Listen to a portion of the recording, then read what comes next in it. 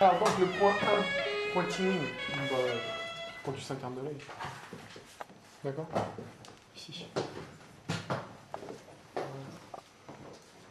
D'accord? Bon, c'est le point interne, hein. Pas dans l'œil, au bord. Le prochain par contre, plus. Tsunju. Tsunju, extrémité interne du sourcil, de chaque côté. Il est assez évident. Il y a une petite encoche dans le sourcil. Ouais. Fastoche. Ensuite, du point Tsunju, on va remonter à la verticale et on va arriver au niveau du cuir chevelu. Et au niveau du cuir chevelu, 0,5 tsun en arrière, on a le point Meichon. Donc un de chaque côté. Mais pile poil sur la même ligne que celui d'avant. Ensuite, donc le méridien, il va en arrière, il se joint à son homologue au niveau haut de vertex, donc le point Baikre. Ensuite, il se resépare, il redescend jusqu'à la base du crâne, où il va pénétrer dans le crâne et pénétrer le cerveau. À un point particulier qui s'appelle le point Tianju. Et le point Tianju, je vous ai dit qu'il était situé à la base du crâne, sur le bord externe du tendon du trapèze supérieur. Bon. C'est bien compliqué. Grosso modo, quand vous allez palper les muscles de la nuque, eh ben, c'est les trapèzes de chaque côté. Et ce qu'on va aller chercher, c'est la base du crâne et cet angle-là. L'angle qu'il va y avoir entre le muscle d'un côté, le tendon, non c'est un muscle encore là, le muscle d'un côté et la base du crâne là-haut. Et je vais venir me nicher là-dedans. C'est en externe par rapport au muscle. C'est en externe, tout à fait. Donc de chaque côté ici. Donc théoriquement, si je me pose là, ici, et que je mets mes pouces là, j'arrive à prendre D1. On est d'accord? Donc je dois avoir D1 à peu près là.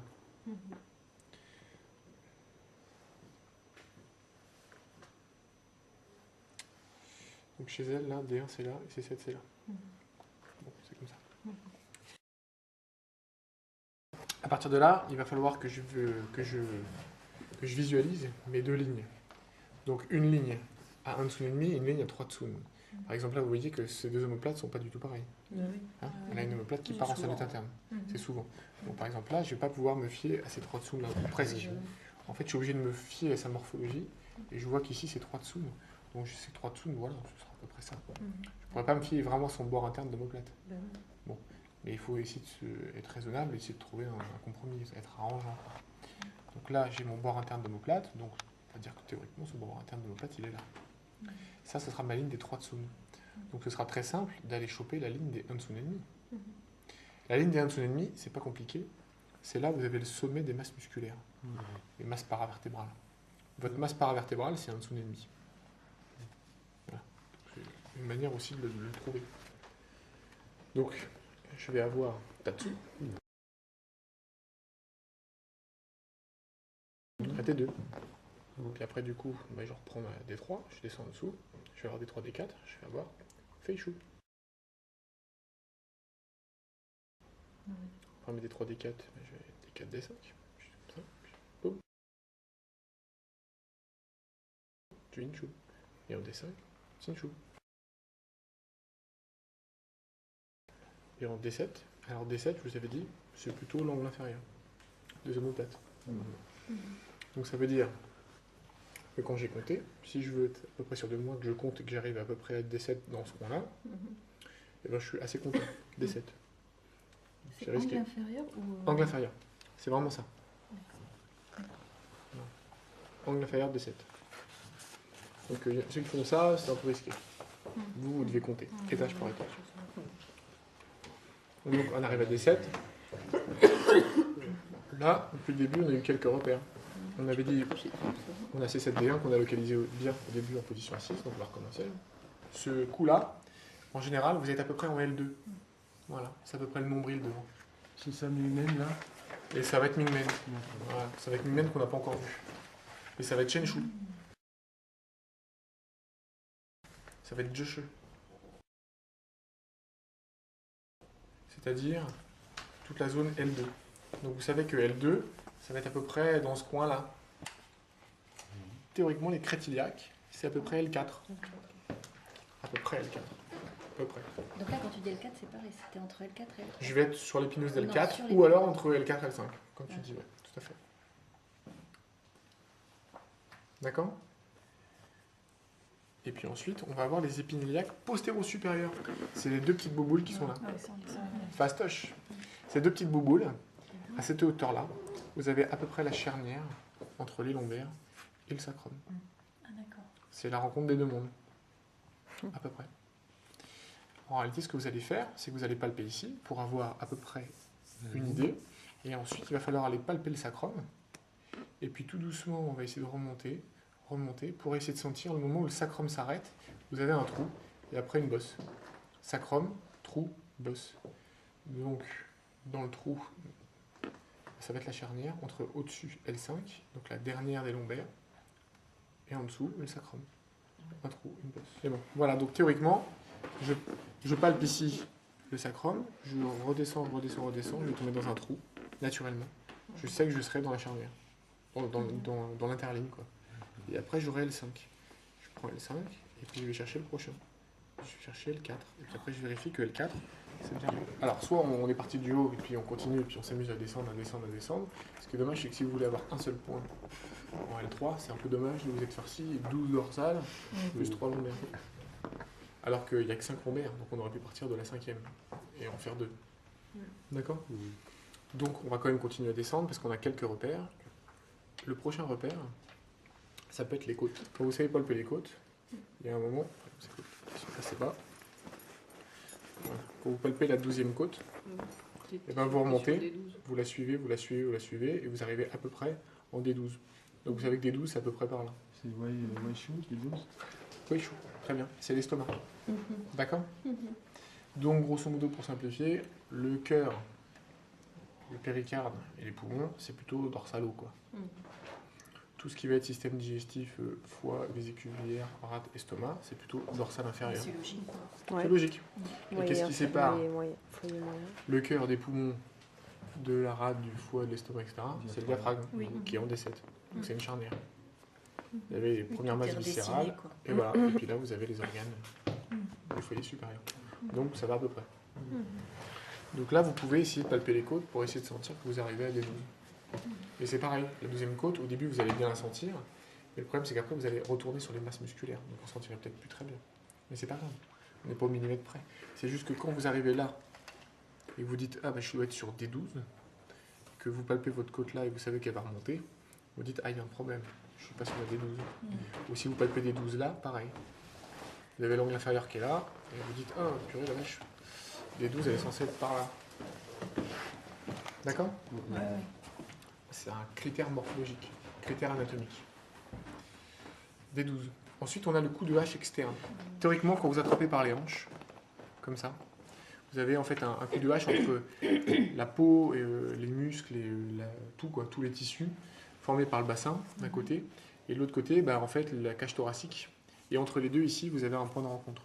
Ce point de rencontre, on appelle ça le coup de hache. Pour palper les épineuses, il vaut mieux toujours être perpendiculaire, transversal. Donc pas comme ça. Ça marche comme ça. Mais si vous mettez juste un doigt et que vous glissez, vous risquez de perdre un tout petit peu. Comme ça, c'est pas mal. Comme pour les côtes. Le sternum. Vous appuyez, vous localisez une épineuse, vous en localisez une autre, et puis vous jouez avec. Jouer avec, ça veut dire vous faites une épineuse, un petit trou, une épineuse, un petit trou, une épineuse, un petit trou, une épineuse. Et on joue comme ça. Puis une fois que vous avez bien localisé le truc, le cerveau est à peu près imprégné, et bien vous passez à la suivante. Vous dites, bon, là j'ai une épineuse, là j'ai un trou.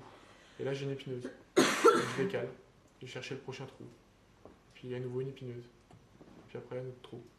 Et après à nouveau une épineuse. Puis après un autre trou. D'accord ?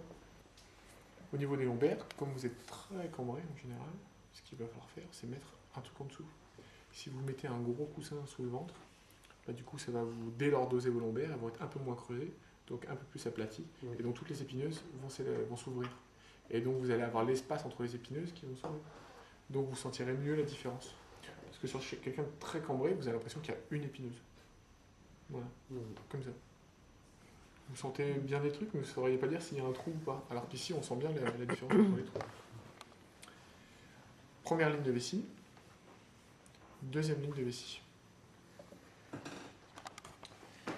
Alors, au niveau des trous sacrés, il n'y a pas 46 méthodes. Vous prenez l'épine iliaque postéro-supérieure. on avait notre charnière entre les lombaires et le sacrum. Donc quand vous palpez votre sacrum, vous localisez bien le moment où il s'arrête. Donc son sacrum à elle, il s'arrête là. Donc de chaque côté ici, je vais essayer d'aller sentir des petits trous. Le premier trou sacré, on le sent en général bien, on sent une petite dépression. Mais il faut vraiment comprimer complètement peau, gras, pour arriver à l'os. Et là, on sent le premier petit trou. Et puis après, il va falloir essayer d'aller chercher en dessous, si vous ne sentez pas un deuxième petit trou. Et là, ça va devenir un peu compliqué. Puis le troisième, ça va devenir encore plus compliqué. Le quatrième, c'est cuit. Donc vous voyez que son sacrum, il est grand comme ça. Donc il y a 4 trous là-dedans. Bonjour. Il y en a qui disent qu'il faut faire comme ça, mais même comme ça. Souvent on dit ah oui, je sens bien les trous et on met les doigts. Parce qu'en réalité, si vous savez que le sacrum il va jusqu'à là, si vous mettez vos doigts, il y a de fortes chances que vous ayez les 4 trous. En fait, les épiniaques postéro-supérieurs, le jeu, c'est que quand vous faites, quand vous prenez les épiniaques postéro-supérieurs et que vous allez, si vous faites ça, vous tombez dans le premier trou. Si vous faites ça, vous tombez dans le deuxième trou. D'accord. Premier trou, deuxième trou. Ouais, il est en regard des épines. Parce que l'épiniaque postéro-supérieure, elle est grosse comme ça. Donc le sacrum, il s'est arrêté là chez elle. Donc forcément, si je plonge transversalement, je tombe sur le premier. Si je plonge transversalement et un peu vers le bas, je tombe forcément sur le deuxième. Premier, deuxième, premier, deuxième. Et puis à force de localiser le sacrum, c'est là où vous dites oui, bon, en fait, grosso modo, c'est le gros truc qui est là. Donc en fait, au bout d'un moment, c'est facile de retrouver la fin du sacrum. Donc si la fin du sacrum est là, le prochain truc dur que je vais sentir, c'est forcément les vertèbres. Donc je sais que j'aurai L5. Après, je vérifie. Ah oui, j'ai bien mes épines là. Donc ça veut dire que si j'ai ma L5 qui est là, mon sacrum il est là. Si j'ai mes épines ici, que je fais ça, là je vais sentir un premier petit trou. Et si le premier petit trou que je sens, c'est forcément le premier, donc c'est S1. Et le deuxième, il est là, c'est S2. S1, S2. Et ils vont bien en diagonale. On suit la forme du sacrum. Du coup, là on va avoir les paliao. Nous on s'emmerde pas, on va les masser comme ça. Donc c'est facile. Par contre, le quatrième trou sacré, donc le dernier petit trou sacré, il est à la limite entre le sacrum et puis le début du coccyx. Donc on va s'arrêter là. Par contre, du coup, je vous avais montré 2 points, Bai Huangshu. De chaque côté du triangle. De chaque côté du triangle. Alors vous voyez, un dessous et demi, on va arriver là. Un dessous et demi à partir du quatrième trou sacré. Donc à la fin du sacrum. Donc quelque part, c'est comme si on crochetait le sacrum. Et là, on a Bai Huangshu qui est juste au bord de l'os. Parce qu'on est à un dessous et demi. Et si je veux aller à 3 tsun, et bien ici, je vais avoir les points Zhebian. Donc vous comprenez pourquoi est-ce que dans les douleurs de fesses, pyramidales, patati, patata, Zhebian. Chengfu, vous prenez le pli de sous-fessier. Donc là, ça va être le pli du Jin. Et je prends le milieu du pli de sous-fessier. Et puis, il est là. Ici. Donc après, on va se servir de la même ligne verticale qui va descendre et qui va aller rejoindre le point Weizhong. Point Weizhong, je vais vous faire Yenmen après. Point Weizhong, donc c'est le milieu du pli de flexion. Hop. Pas du tout agréable. Hop. Voilà, c'est là. Et donc entre Chengfu et Weizhong, vous avez 14. Donc si je divise par 2, ça fait 7. J'en retire un travers de pouce. Et donc j'ai 6. Je suis à 6 là, ou à 8 là. Donc je suis un tout petit peu au-dessus du milieu, quoi. Ouais, d'accord. Et Yenmen. Ici. Donc je vous rappelle que le pli de flexion du genou, ou l'interligne du genou, jusqu'au sommet de la malléole externe, ça fait 16. Donc je divise par 2, là où il y a le bleu maintenant. C'est 8. Et donc c'est là. Et sinon, je prends Weizhong et je descends. Voilà, il faut que j'aille là, quoi. Je suis bien dans l'aplomb de Weizhong. D'accord? Chengshan. C'est pour les hémorroïdes. Voilà, ça fait des crampes quand vous demandez au pousser comme ça. Ouais. Pousser dans le vide comme ça, c'est pas... Ensuite, on va arriver ici, au point Kunlun. Il est situé en arrière, entre le tendon d'Achille et le sommet de la malléole externe, et pas la pointe. Parce qu'il nous faut un trou. Le calcanéum, il remonte assez haut, là. Donc il faut que je prenne le sommet, le tendon d'Achille, et le trou, pile poil, qui est là, derrière. Et c'est là. C'est la Kunlun. Si j'avais pris la pointe, et que j'avais fait ça, et que je m'étais mis derrière, j'arrive dans l'os. Donc ça peut pas être la pointe. Et ensuite, on va voir Shen Mai. Alors Shen Mai, vous prenez la malléole externe, vous descendez en dessous, vous allez chercher un petit trou. Voilà, c'est le faisceau moyen du ligament latéral externe. C'est pile poil le faisceau moyen. Quand vous appuyez, le truc que vous sentez, c'est le ligament. Ensuite, on finit. Je ligne le rikiki. Extérieur. Extérieur. Extérieur du pied. Tu n'es pas enceinte, non? Là. Retourne le fœtus. Oui, et puis ça, on peut l'utiliser aussi pour, du coup, Sinon, il va te pour faire- les accouchements dystociques aussi. On peut le stimuler très très fort. Et je pense que c'est parce que c'est le point d'où va partir le rein. Donc je pense que s'il y a un rôle dans le fœtus, dans la vie intra-utérine, donc aussi dans l'accouchement, parce que le rein commence là. Donc c'est quelque part comme si c'était le pointing du rein. Vous voyez, c'est pas le pointing du rein.